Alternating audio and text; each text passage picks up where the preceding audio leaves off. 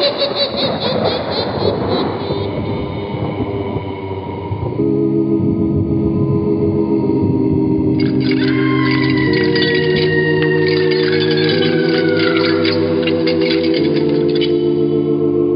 Mysterious Old Radio Listening Society podcast.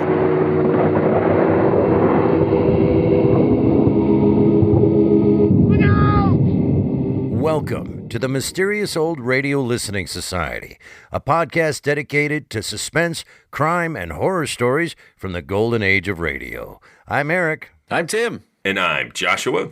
We love mysterious old-time radio stories, but do they stand the test of time? That's what we're here to find out. Today we present the second in a series of episodes featuring special guest appearances by our mysterious patrons. Our guest today is Mark. Hello. Mark is a generous supporter of the Mysterious Old Radio Listening Society, and as a thank you, we invited him to join us for a discussion of an episode of his choosing. So, Mark, what are we listening to today? Today, we are listening to The Shadow Challenged from X-1. No, it's actually The Shadow. The Shadow made his radio debut in 1930 as the sinister host of the detective story magazine Hour, a radio series based on the magazine of the same name. This version of The Shadow was played with malevolent glee by Frank Reddick, who, 8 years later, would play the doomed reporter Carl Phillips in Mercury Theater's infamous War of the Worlds broadcast. The mysterious voice of the Shadow proved so popular that publishers Street and Smith hired writer Walter B. Gibson to transform their radio host into the crime-fighting star of his own pulp magazine. In turn, the popularity of the pulp magazine inspired another Shadow radio series. This time, the Shadow was more than just a host. He was the protagonist. Debuting September 26th, 1937, this new incarnation of the Shadow starred two up-and-coming radio stars, Orson Welles and Agnes Moorehead. When Welles left the role in 1938, he was replaced by veteran radio actor Bill Johnstone. In contrast to Welles' brooding intensity, Johnstone brought maturity and a sense of authority to the voice of the Shadow, while at the same time revealing a lighter side to Lamont Cranston, particularly in his interactions with Margot.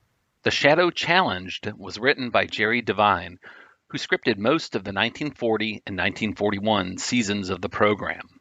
According to the Shadow Wiki, the program's producers admired the simplicity of Devine's scripts and often sent them to prospective writers as examples of how to write for the Shadow. The Shadow Challenged features the return of the original voice of the Shadow, Frank Reddick.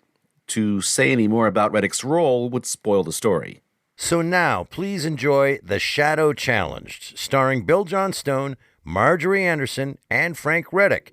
First broadcast January 19th, 1941. It's late at night, and the chill has set in. You're alone, and the only light you see is coming from an antique radio. Listen to the sounds coming from the speaker. Listen to the music. And listen to the voices.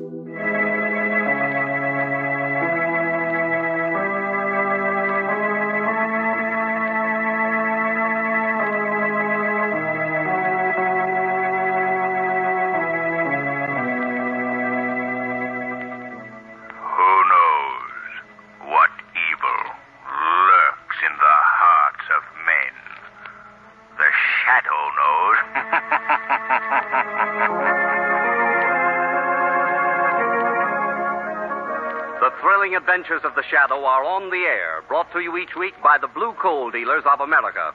These dramatizations are designed to demonstrate forcibly to old and young alike that crime does not pay. While they set the stage for today's Shadow drama, let me ask you a brief but vital question. Have you heard about the new easy three-way plan for better home heating? It's the Blue Coal Plan, with the accent on convenience, economy, and comfort. Blue coal in your furnace means a steady-burning, longer-lasting fire that heats your home comfortably from cellar to attic. Next time you order fuel, insist upon Blue Coal. Your neighborhood Blue Coal dealer will be glad to explain his three-way plan for better home heating. Phone him tomorrow, won't you?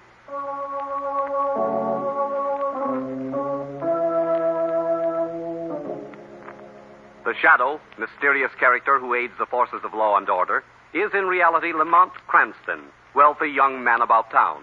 As the Shadow, Cranston is gifted with hypnotic power to cloud men's minds so that they cannot see him.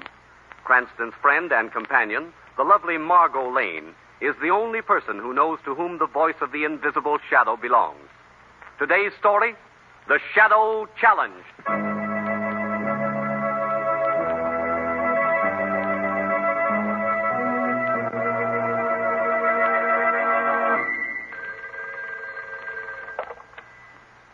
Hello?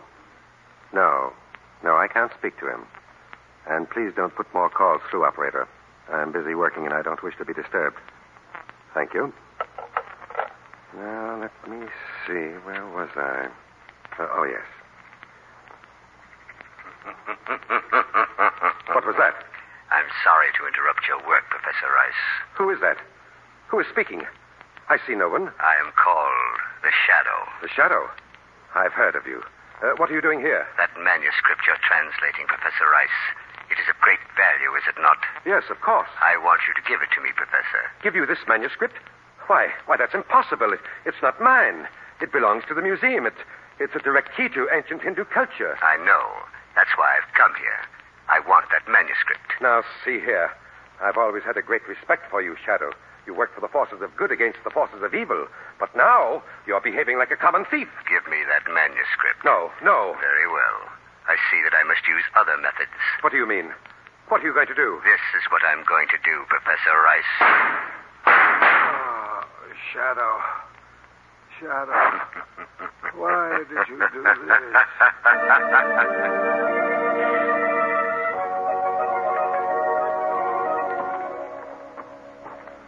Oh, Lamont Cranston, to think that I believed you all these years when you told me what a golfer you were. Oh, I just had an off day, that's all, Margot. Even the best of us experience those.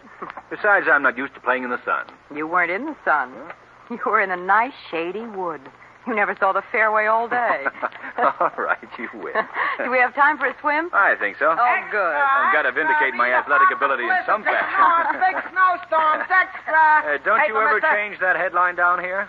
Well, not till I think of a better one. Paper, mister? All right, here you are. Thank you. It's entire northern states buried by snowstorm. Read all about Well, it. how here. bad was the storm? How many feet of snow? Margot, you're talking like a tourist. All they need is a flurry up north to cause a headline like this. Oh, really? Sure. You get used to these headlines after you hear. Margot, What? look at this. What is it? A story on the front page.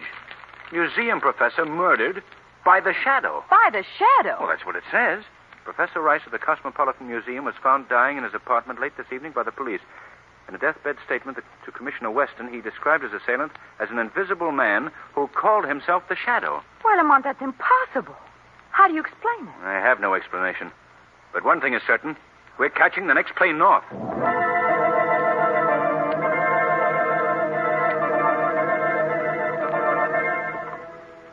And you say, Commissioner Weston, that the dying man swore that his assailant was the Shadow? That's right. Well, somehow I can't believe that. Now, look, Miss Lane, facts are facts. Well, what Margot means, Commissioner, is that she can't believe that the Shadow would do such a thing. Well, that's her opinion. Me, I think different. What do you mean? I've always suspected that the Shadow was a criminal at heart. Why? Otherwise, why would he always remain invisible? Oh, I tell you, he's a bad egg, and this murder confirms it. This manuscript, Commissioner, the one that the killer stole from Professor Rice. What do you know about it? Well, it's something that the professor was working on. Rice and 3 other scholars are employed by the Cosmopolitan Museum, specializing in, restoration and recreation of ancient Hindu culture. Yes, I'm acquainted with all of them and their work. Well, you probably know more about it than I do. Anyway, this manuscript was very valuable to them. But what value would it have to anyone else? That's out of the department, Miss Lane. My job is who put it to the corpus delicti. In other words, who killed Professor Rice? And the answer to that is the Shadow. And the motive? Larceny, my friend. Good old-fashioned larceny. Shadow wanted that manuscript, and he killed the guy to get it. Commissioner, I don't think that the Shadow had anything to do with it. Look, I heard the accusation with my own ears just before the erstwhile Professor Rice gave up the ghost. Nevertheless, I can't believe the Shadow is guilty. And I hope to be able to prove my point. How? Well, with your permission, I'd like to go to the museum and talk to Professor Rice's associates. See what I can learn. Go ahead. Go ahead, my friend.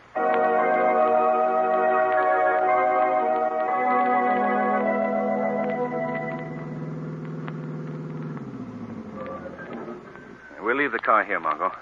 I believe that the night entrance to the museum is in this wing. Lamont, do you suppose that someone has discovered your secret and is misusing it in the Shadow's name? That's possible, Margot. Well, what else could it be? Well, perhaps Weston is putting the blame of the crime on the Shadow to excuse his department's inability to solve the murder. Oh, Lamont, what a horrible thing to do. Well, it's just a supposition, Margot. Well, here we are. We'll have to ring for the watchman. What do you expect to find out here, Lamont? Well, I want to talk to the other professors and find out more about the missing manuscript. Yes? What is it? Oh, good evening. We wish to see either Professor Carter or Hagen or Professor Almond. Yes? I know they're working here this evening. Are you expected? Yes, we are. Oh, well, come in. Thank you. We seldom have visitors at this late hour. Well, I guess not. I must ask you to walk quietly, please. They do not like to be disturbed. You mean the professors? Oh, no, not the professors. I mean those that live here. Oh, are there people there?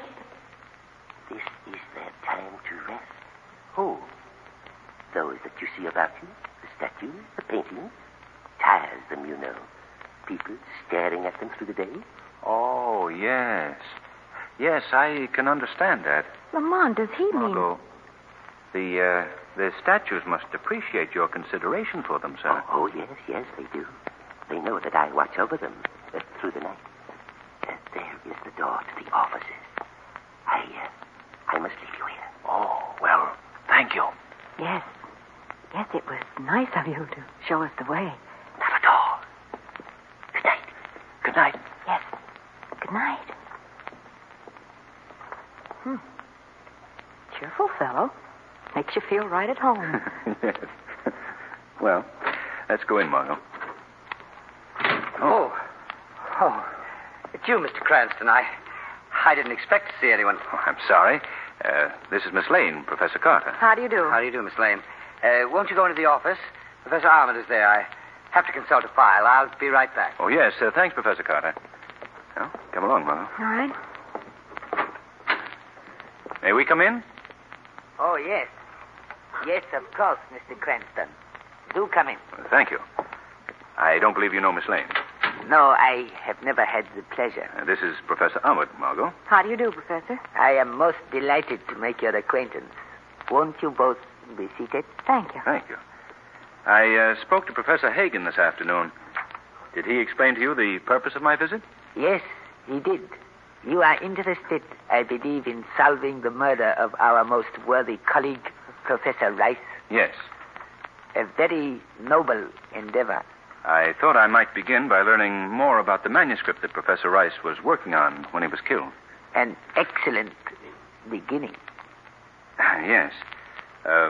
What was its value, Professor Armand?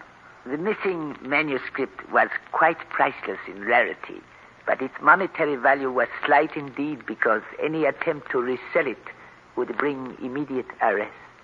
Well, Professor, what was in the manuscript? I must confess that I do not know. You see, it was one section of a single volume that the four of us were translating. Each of us took 1/4 of the work. The work deals with ancient Hindu culture, doesn't it? Yes. Would it by any chance contain any secrets? Secrets of that civilization which could be of value to someone today? I fear that I am not at liberty to answer that question, Mr. Cranston. Perhaps Professor Hagen might be of greater service to you. He is our superior, you know. Where is the professor? He's working in the laboratory upstairs. I shall be most willing to go up and get him for you. But can't you possibly... I shall return in a moment with Professor Hagen. You will excuse me, Miss Lane, Mr. Cranston. Thank you. Oh, yes. Well, our Hindu friend didn't appear to be too willing to talk. No. I believe he knows much more than he can to tell. Lamont, I wonder if... Should we answer it? Well, I suppose I'd better. Hello? To whom am I speaking? This is Lamont Cranston. Oh, then I can leave my message with you. Certainly. What is it? Of the 3 men who once were 4, one more is about to die. Who is this? Who's speaking? The shadow. The shadow? Hello? Hello? What's the matter, Lamont? That person on the phone called himself the shadow. Then there is an impersonator. Yes.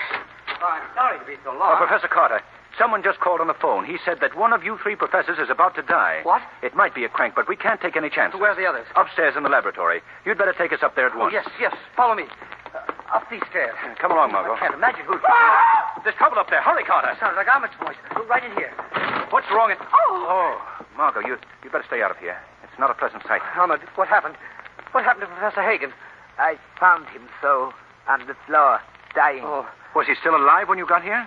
Yes. Could he talk to you? Did you learn anything? Yes, he told me that his attacker was an invisible man who called himself the Shadow.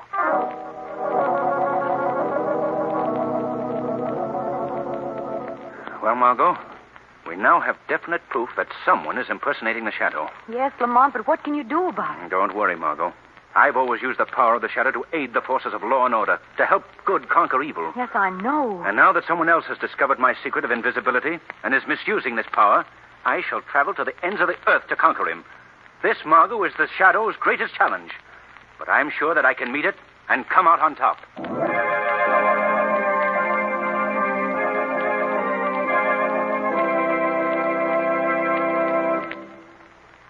We'll find out how the Shadow meets his challenge in just a moment. But first, are you running your home on a budget plan? If you are, then every penny counts. And you can save not only pennies, but dollars by heating your home with blue coal. Yes, any way you look at it, blue coal gives you more for your money. It burns better, lasts longer, distributes dependable, healthful heat that will cut down your heating costs. And no wonder. You see, blue coal is America's finest hard coal. It comes from the heart of the northern Pennsylvania anthracite field, thousands of feet below the surface, where only the choicest hard coal is mined. What's more, with every order of blue coal, you enjoy the extra home heating service and free advice of your neighborhood blue coal dealer. Besides, he'll give you a free demonstration of the blue coal automatic heat regulator. Just as its name implies, the blue coal automatic heat regulator regulates the heat in your home by operating furnace dampers automatically. You simply set the thermostat, and the heat regulator does the rest. Blue coal and a blue coal heat regulator work together with clock-like precision to increase your comfort and reduce wasted fuel. Ask your neighborhood blue coal dealer about this modern way to heat your home. His name is listed in the Where to Buy It section of your classified telephone directory under the words blue coal. Call him tomorrow. And now, back to the Shadow.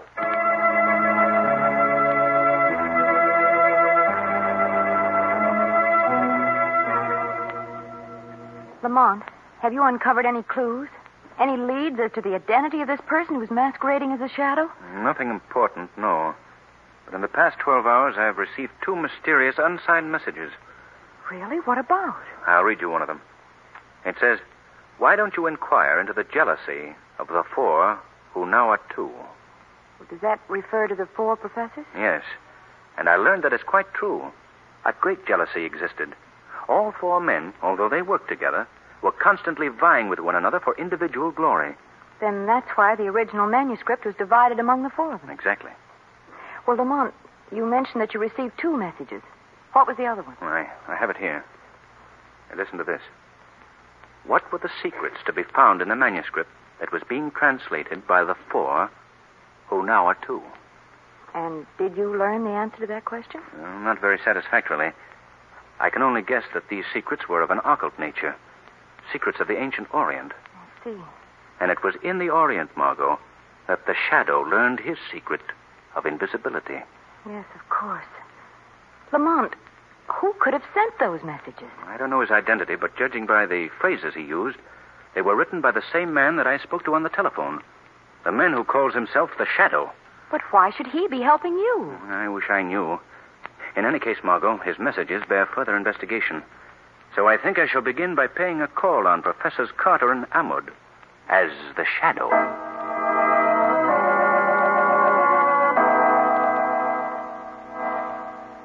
Do you by any chance have a feeling of uneasiness, my dear Professor Carter.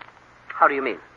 We still have in our trusted possession the remaining parts of the manuscript. That would make us, shall I say, logical victims. Then you believe, Professor Ahmed, that we too are marked for death? That was not my statement. I merely point to the past as a warning of the future. Well, that's a pleasant picture. If you don't mind, Professor, I'd rather not hear any more of your prophecies tonight. Very well, if that... What was that?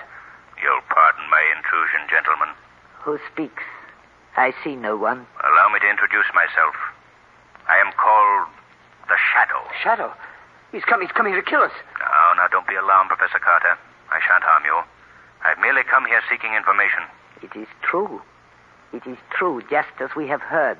You are invisible, Mr. Shadow. Yes. Very interesting. Very.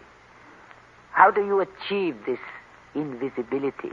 By hypnotizing your minds, gentlemen. Are you here to kill us as you did the others? I did not kill the others, Professor Carter. That was done by an imposter who used my name. And you can both help me to trap this masquerading murderer. Help you? How? By telling me what I wish to know. By answering my questions. What are your questions? What precious secrets were contained in the manuscripts that were stolen? Secrets? I do not understand. No evasions, please, Professor Ahmed. You are both working on sections of that book. What is it about? What mysteries of the ancient Orient does it reveal? I am afraid you have been misinformed, my dear Shadow.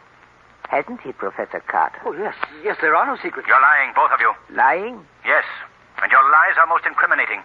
You see, gentlemen, I happen to know the circumstances surrounding the death of Professor Hagen. And based on these circumstances, either of you could have been his murderer. That's not true. You don't know what you're saying, Shadow. But I do. So shall we say, gentlemen, that it might be wise for you both in the future to be much more careful.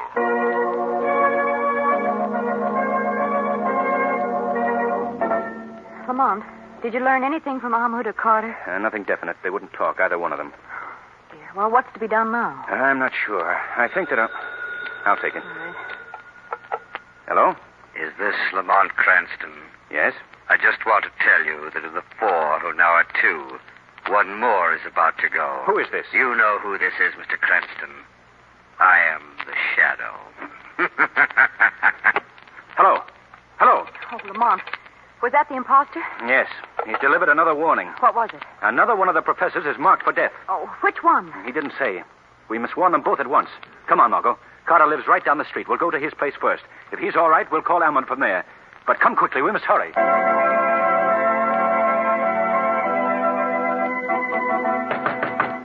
Professor Carter. Professor Carter. Lamont, do you suppose something's happened to him already? We'll soon find out. I'll use the skeleton key. I hate to do this, but... there we are. Come on, Margot. Professor Carter! Lamont, look. The living room. There's been a fight. Yes, furniture overturned, lamps broken. But where's Carter? I'll look in the bedroom.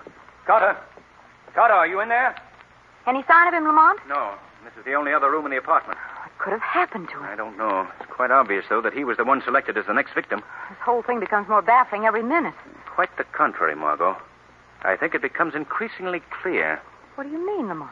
Before we came here, Margot, I was practically convinced that either Carter or Ahmed was the one who murdered Hagen and Rice. Lamont, are you serious? Yes, Margot. I felt that one of them had learned something from their share of the manuscript that made them kill to obtain the other men's copies. I see. But how was the Shadow impersonated? That fits into it too, Margot, very neatly. I learned the secret of invisibility in the Orient. It came from an ancient source. And one of those men could have learned this secret from his manuscript. Yes. Yes, that's very logical. But now that Carter is missing... Yes, that leaves only Ahmed. And I think we should pay a call on that gentleman at once.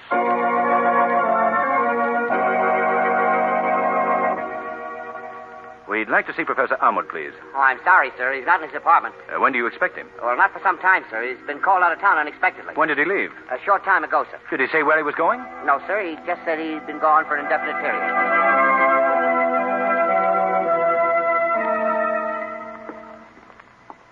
Well, I guess that just proves Ahmed's guilt, doesn't it, Lamont? I don't know, Margot. I've been reviewing the entire case in my mind, and several new factors have occurred to me. What are they?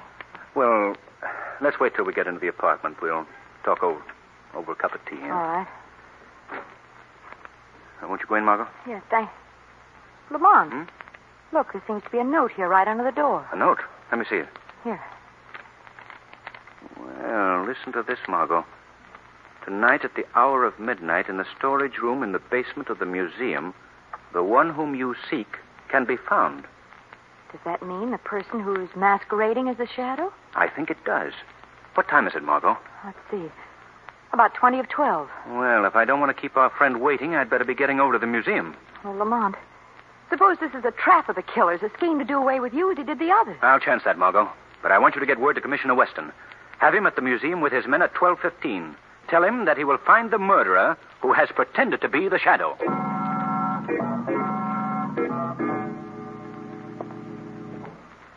Is there anyone here? This is Lamont Cranston. Is there anyone here? Who is that? Don't let me frighten you, Mr. Cranston. I'm your old friend, the Shadow. You are not the Shadow? No. How would you know that? Answer me. I repeat, you are not the Shadow. I see. And would your knowledge be based on the fact that you yourself are the Shadow? Would it, Mr. Cranston? You don't have to answer. I know. I've known for some time now. You are the Shadow. What makes you think so? I've followed the activities of the Shadow for many years. I was most curious to learn his real identity. I began keeping track of the people who were present before and after all of his appearances. I see. And after discarding many suspects, your search narrowed down to me, is that it? That's it exactly. And I am the only man who knows the identity of the Shadow. Well, I must compliment you on your cleverness. I admit to you, I am the Shadow. Yes, but a very powerless Shadow at this point.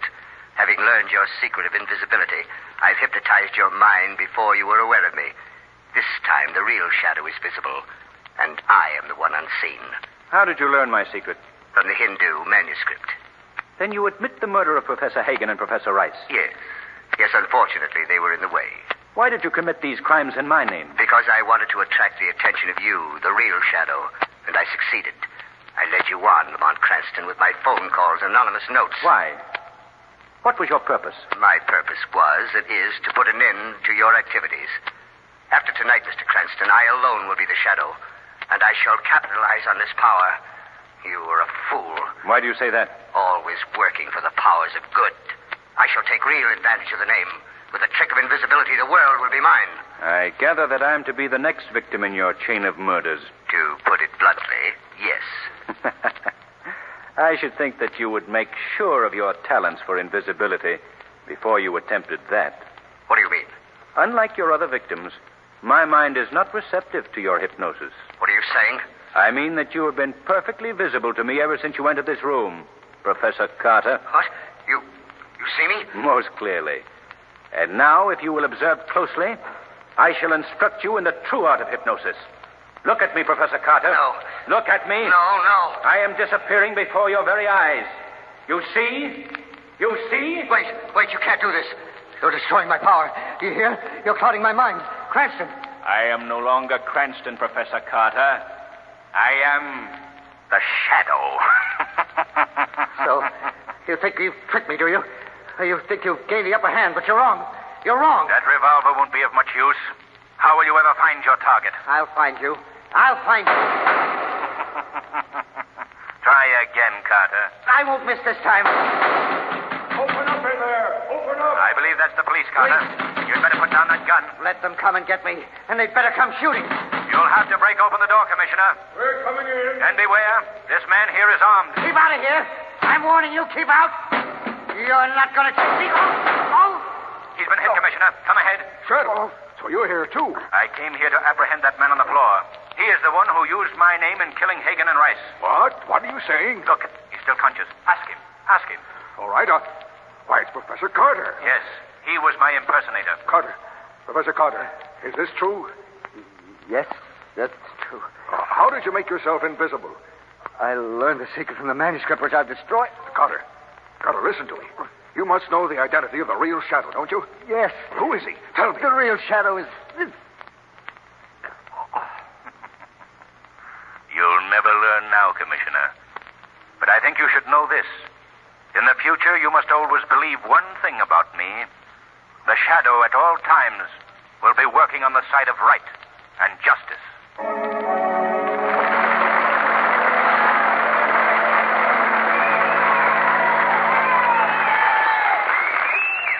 hear again from the Shadow in just a minute. But first, here's John Barclay, America's home heating expert. Mr. Barclay. Thank you, Jean Paul King, and good evening, friends. You know, it's amazing how many people have the idea that there's only one size of hard coal. Yes, and I dare say just as many people think that it makes no difference what size coal they burn in their furnace. As a matter of fact, hard coal is prepared and sold in several home sizes. And it may be that one particular size, or possibly a combination of sizes, will give you the best heat for the least money. Of course, many factors enter into the choice of the size coal for your particular furnace. Factors such as chimney construction, draft conditions, and the size of your furnace. At any rate, a trained John Barclay serviceman can give a quick inspection of your heating plant and tell at a glance whether or not you're burning the right size coal. This free inspection is part of the extra home heating service provided by your neighborhood blue coal dealer. So remember, if you're not completely satisfied with the results you're getting, maybe you're burning the wrong size coal. Just phone your neighborhood blue coal dealer first thing in the morning. Thank you. Today's program is based on a story copyrighted by the Shadow magazine. The characters, names, places, and plot are fictitious. Any similarity to persons living or dead is purely coincidental.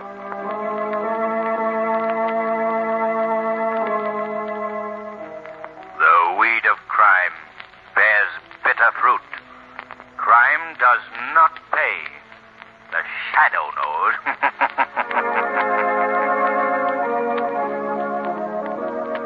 Next week, same time, same station, the Blue Coal Dealers of America bring you an adventure of the Shadow that will amaze you with its breathtaking thrills. So be sure to listen.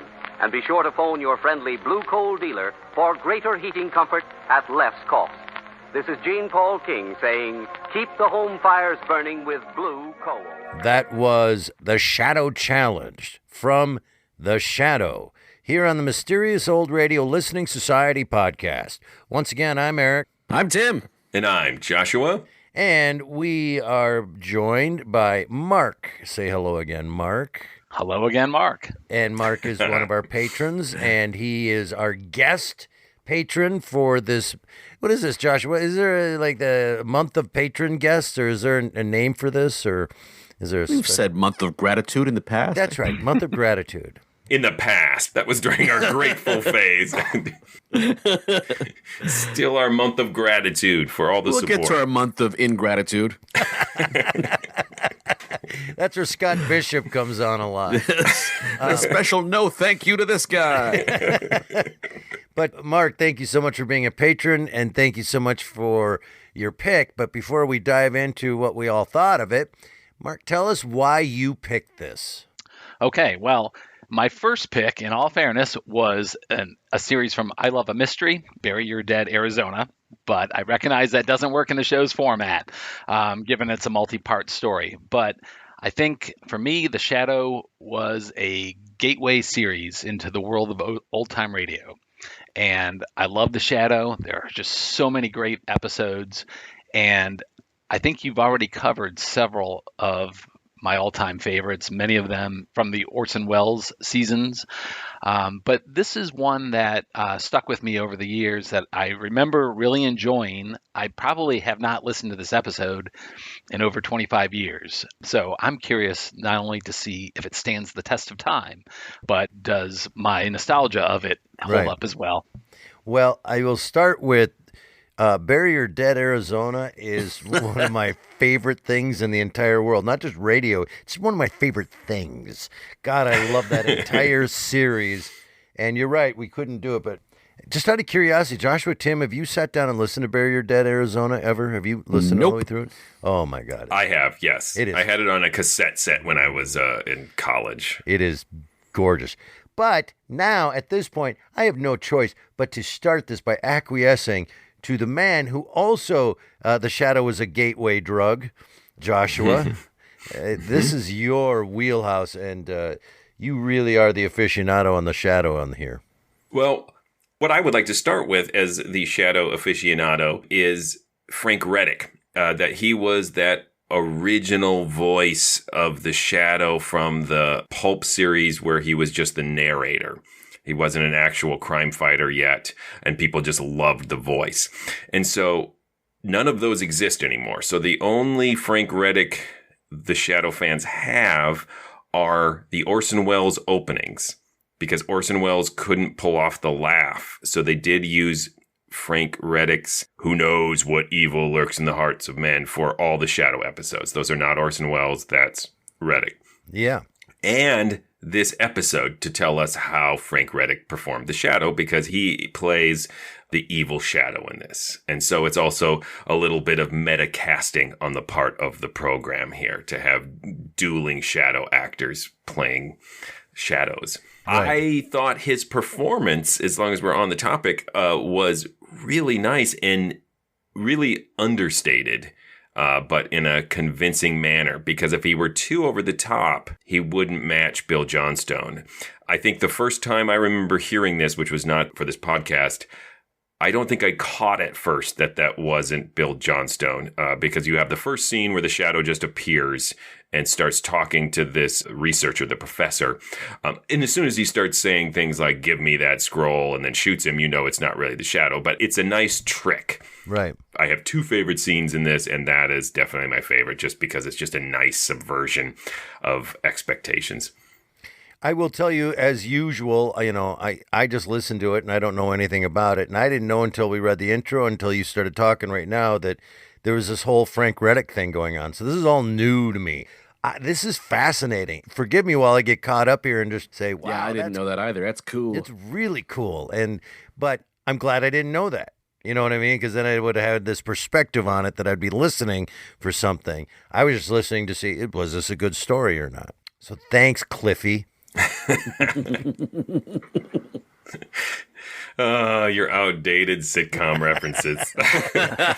We were choosing between two podcasts to do, Old Time Radio or outdated sitcom references, and we went with Old Time Radio. Hey. I think it was a good choice.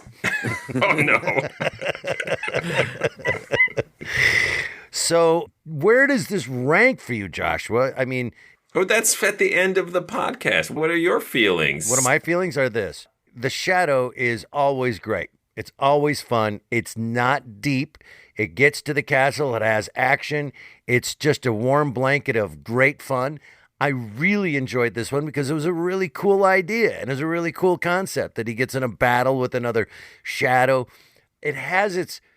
Please, and Joshua, we've brought this up before. No matter what Shadow you listen to, there are moments of bad dialogue or dialogue delivered weirdly or moments of just corny storytelling. Just moments. But sometimes the entire episode. But I still am very forgiving. But this one it's just so classic. The Shadow is... It's just fantastically hilarious accidentally. There were about 4 moments in this where there was a dialogue that was weirdly written or weirdly delivered, and then there were some loopholes. And here's the one. They said, okay, we're going to go warn these 2 guys. Now, here's how we're going to do it. First guy, he lives just down the street. So we're going to run just down the street, and we're going to warn him. Once we get there, then we're going to call the other guy, and we're going to tell him, could we just call them both right now? Could we just why are we running so things like that they specified, and it was peculiar and interesting, like we got to warn them simultaneously. Yeah. So like we got to see the one guy and call the other one. Yeah. Which I don't know the point of that, but it was just call him. Neat. Get out of your house. But you can't call one and then the other. Well, I think it's because the urgency went up once they arrived at the guy's house that was closest to them, so they might as well go there and see if he's safe. And then once it looked ransacked, they went with the immediate route of calling. I always take that a little personally, like, oh, what happened? It looks like somebody broke in and threw everything around. This is just my house. My point, Joshua, is that the plan they say out loud is we're going to go down to his house, warn him, and then call the other guy. That's what they said out loud. There was another line that Margot uttered at some point. I wish I'd written it down. I should take this show more seriously. I should do some Just some weird delivery lines and things like that. Just to be clear, I think The Shadow has so many different phases and styles of stories. And I would categorize this one as being kind of The Shadow as a kids program. It's very didactic and conventional, and it's very concerned that you are following along. Right. So the dialogue really recaps things in case you tuned in 2 minutes ago. So it's very different from the gonzo weird stuff that's in some episodes of The Shadow, or even the early Orson Welles that has a lot of social commentary. There's no social commentary in here at all. Other than they immediately suspect the non-white guy. That's maybe some unintentional commentary. But I mean, there's no intentional or even the sort of pulpy, over-the-top violence that's in particularly a lot of the earlier Shadows. So I think depending on the type of Shadow, you approach it with different expectations. And I think from the very top, it's very clear what kind of Shadow this is going to be when the professor ends up saying, I've always had the greatest respect for the Shadow. You fight the forces of evil. Yeah. Part of my recurring things that tickle me about the Shadow is that everyone kind of knows him. Like, oh, yeah, the Shadow. It doesn't matter where they are. Right. Yeah. Oh, the invisible guy, right. And everyone's kind of okay. Like, oh, yeah, you hypnotize people and fight crime. That's weird, right? That should be weird.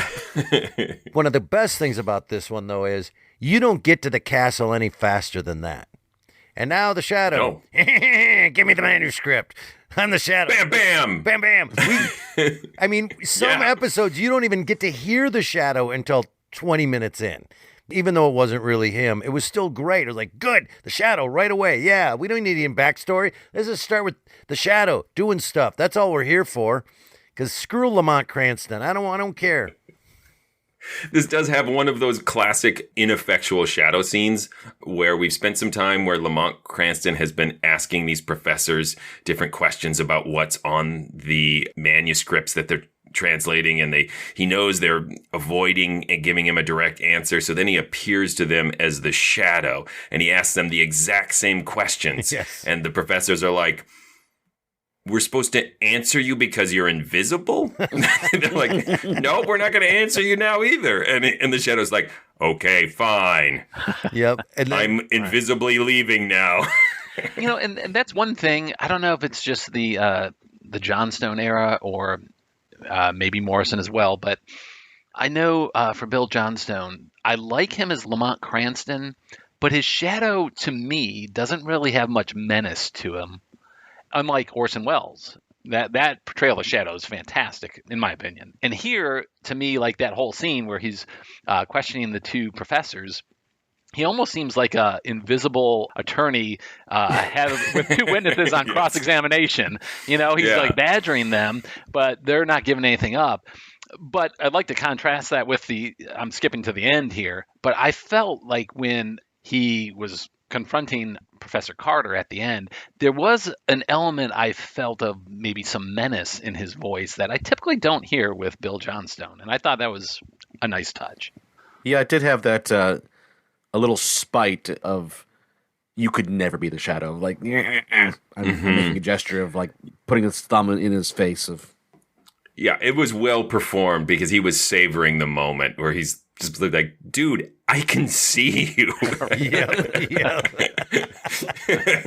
I will say this, production value-wise and Theater of the Mind, his transition and how they did it from being seen to not seen to the echo to the voice change, it was like visualizing Chaney in The Werewolf. Like you could actually see him disappearing and the transformation and the nose getting bigger and and the cloak coming around.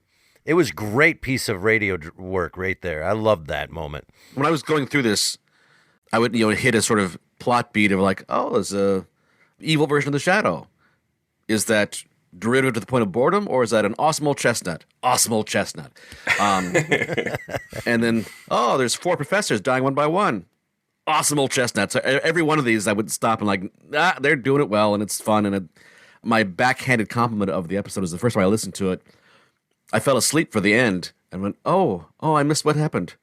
I don't care. I had a good time. I don't care what happens. The shadow probably won. Yeah. Probably. No, that was last one. That was it, Tim. That was the last one. Wow. One thing I also liked here was you actually had a villain who figured out the Shadow's identity by charting out who was where whenever the Shadow appeared. And I guess I'm surprised that no one has done it prior to this. That's a great point. You would think that someone in the police department would have figured out this pattern thing as they're trying to hunt him down or figure out who it is. That was the nice dark twist of, so what's Shadow going to do about this guy who knows who he is? Well, and here's the deal. He got saved. I had to rewind. For half a second, I thought the Shadow had shot him. And I was like, wow, that's how you take care of that. That raises a question, though. The surprising thing to me not was that Professor Carter figured out who the Shadow was. It was that Lamont so easily went, yeah, you're right. Yeah. I'm the Shadow. So at that point, I go, he's got to be thinking that Carter's not going to leave this museum alive. Right. So he's got a plan that he knows the cops are coming. And even gives the cops don't shoot him. He's in here. Don't shoot him. Shoot him. You should shoot him. Because he makes the guy angry enough to just take these random pot shots in a museum full of all these rare objects of antiquity. And he's just firing off left and right. That the Night Watchman is very protective of. We can't forget him. Oh, that's my second favorite scene because I think it's just a charming little throwaway scene. It has a hint of red herring to it because he seems a little weird and off. And in an Orson Welles episode of The Shadow, he would be the bad guy because it's always the weird little nobody who turns out to be the maniacal crazy guy who's trying to kill half the city. But in this one, it's just a charming little eccentric watchman who they chuckle at affectionately and then move on. And when I realized at the end that, it's just a little scene for color, I thought, I like that they took the time to do that. Yeah, and it's fascinating that they did. Like, usually in that style of storytelling, everything matters, right? Everything is spelling out for you the next step. And even if it's a red herring, usually in this style and genre of, as you said, maybe younger age aimed, they would come back to that at least once to let you know, that was a red herring. Instead, it's just color, and you forget about it till the end. But this was light on comical interactions with Lamont and Margot, which Johnstone is usually heavy on. We do have the strange scene that took me a moment or two to figure out where they were golfing. And in space. But they must have been somewhere south because they had the reports of the snow hitting up north, and that was a big story. And at first I was really confused because aren't they located in New York? But then we find out they have to return to the city because of this crime. And it did imply that in the South, the headline is always big snowstorm in the north. Yeah.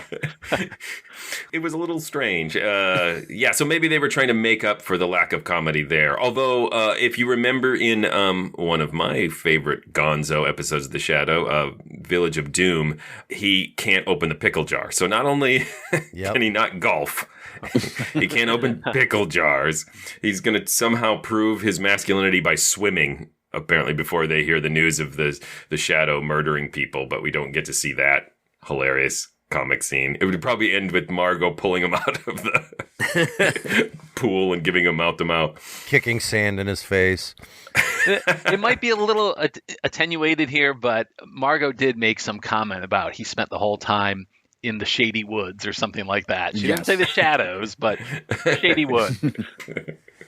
Right. Margot also has a great line in here. It's like the mid-episode soliloquy before they go to a Blue Coal commercial when the Shadow realizes someone has stolen his powers, and he gives this big speech, again repeating what the professor has said at the top. I've always used the power of the Shadow to aid the forces of law and order, to help good conquer evil. And Margot just goes, yes, I know.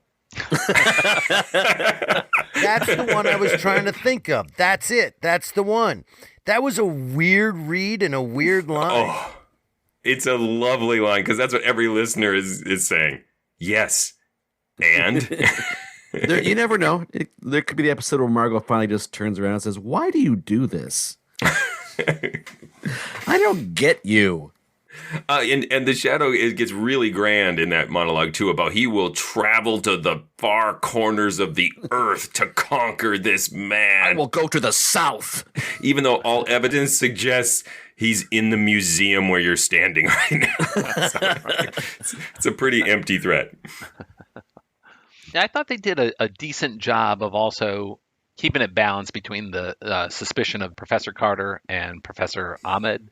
They pronounce his name differently, I think, throughout the episode. Because at least toward the end, you have one with a ransacked house, but he's not there. And you have the other guy who's just bolted town, apparently.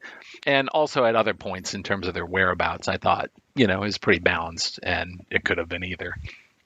There was one moment very early on when he's going to go upstairs and talk to Carter, Professor Ahmed, that he stops the Shadow and goes, "I'll go talk to him." He says, No, you stay here. But I thought, it's the same guy. He's just going to put on a costume and be a different guy. Oh. It's all one professor. Yeah. Slowly murdering himself.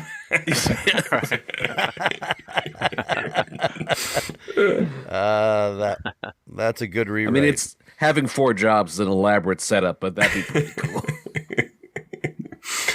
So, Mark, you said you hadn't heard this in 25 years, and you were wondering, hey, reality versus nostalgia. How did you feel hearing it again? I think overall it was enjoyable. It was a fun episode. Maybe it doesn't stand up with some of the other of my favorite episodes of The Shadow from like the Orson Welles era, but I still think it's a really good episode. And the fact that Frank Reddick was the other Shadow in this just gives this episode some extra points for that, I think. Like you in the past, I listened to it and I had no idea that's who I was listening to.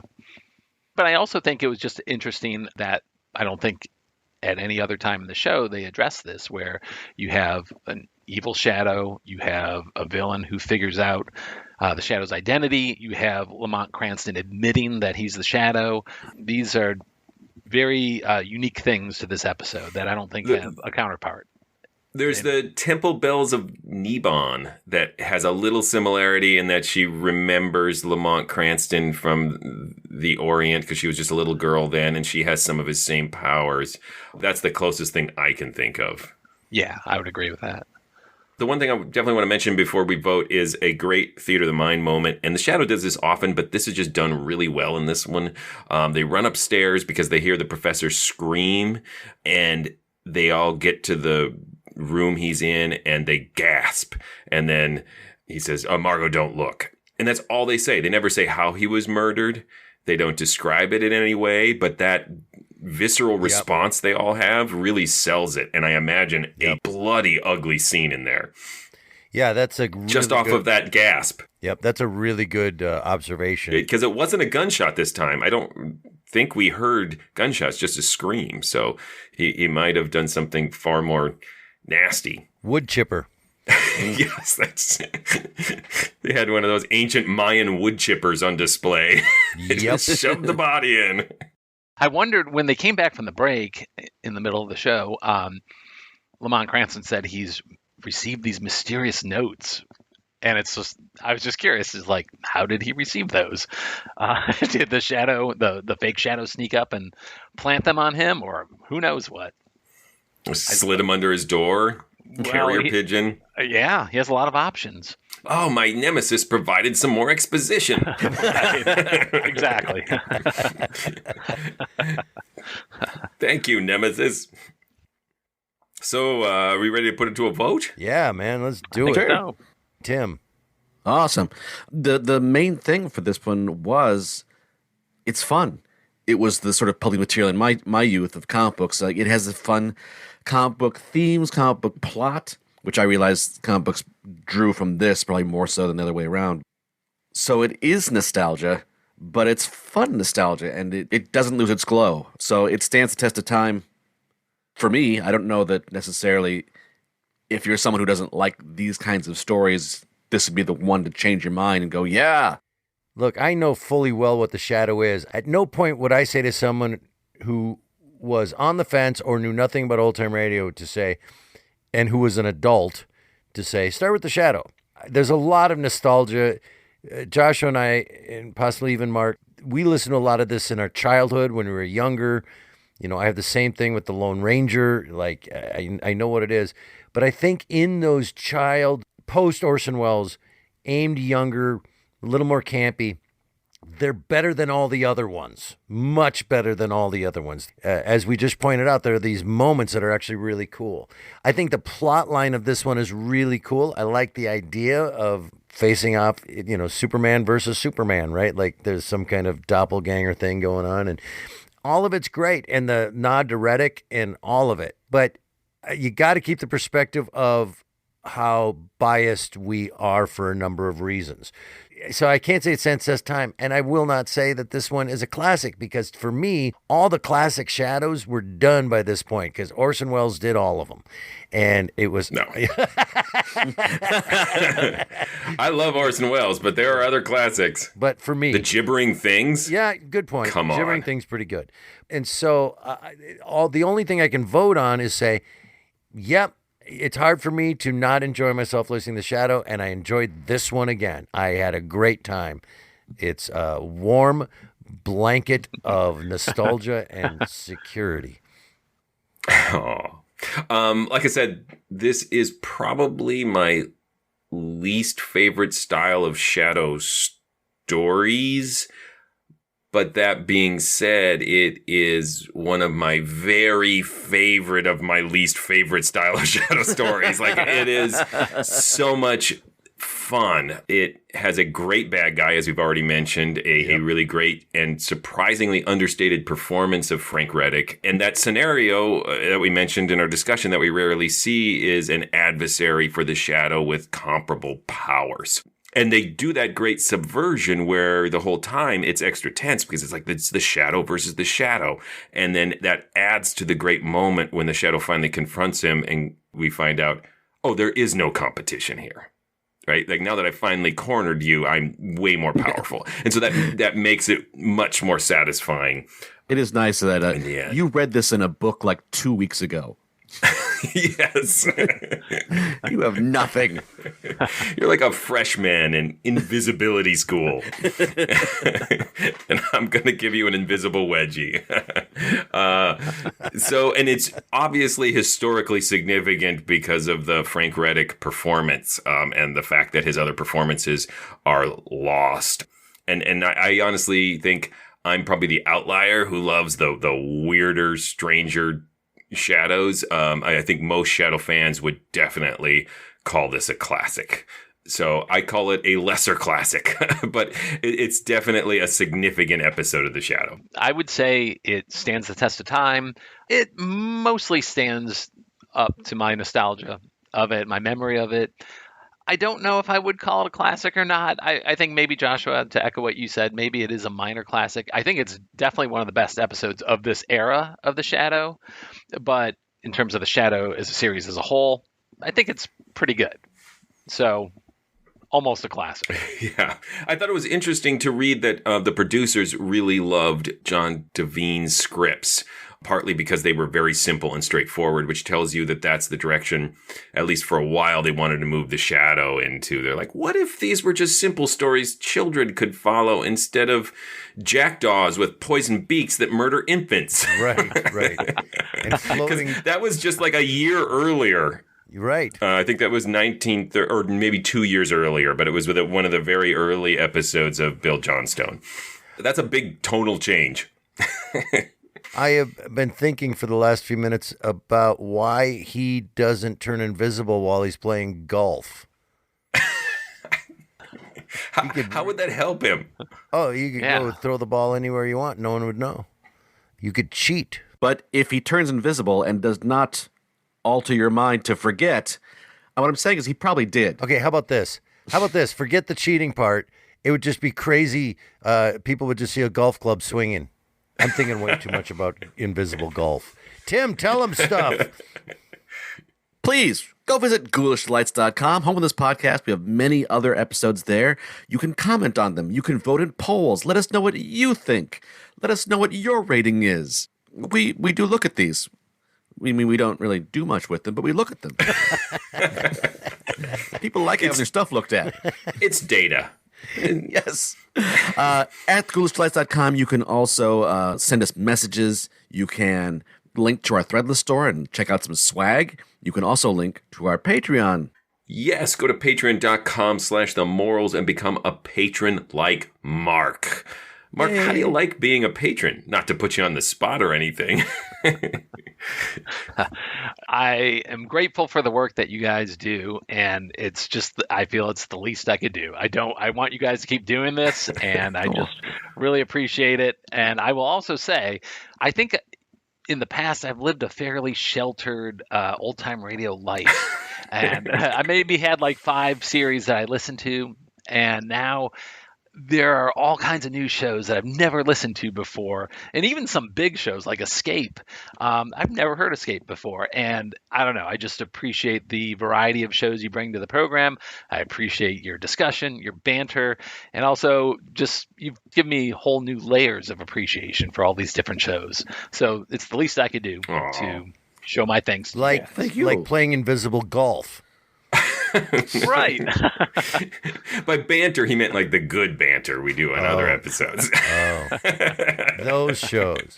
Hey, if you'd like to see us performing live, the Mysterious Old Radio Listening Society Theater Company, we do a lot of our own original work, and we also do classic adaptations of good old-time radio shows. So come and see us performing live monthly.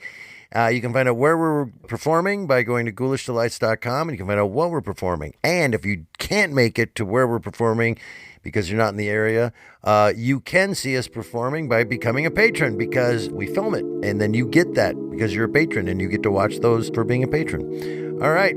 I stumbled my way through that one. What's coming up next? Next, we will be joined by another of our patrons. Ryan will be here with an episode from a series we have never discussed on the podcast before. It is Rocky Jordan, and the episode is called The Man from Damascus. Until then... Hey, hey, hey.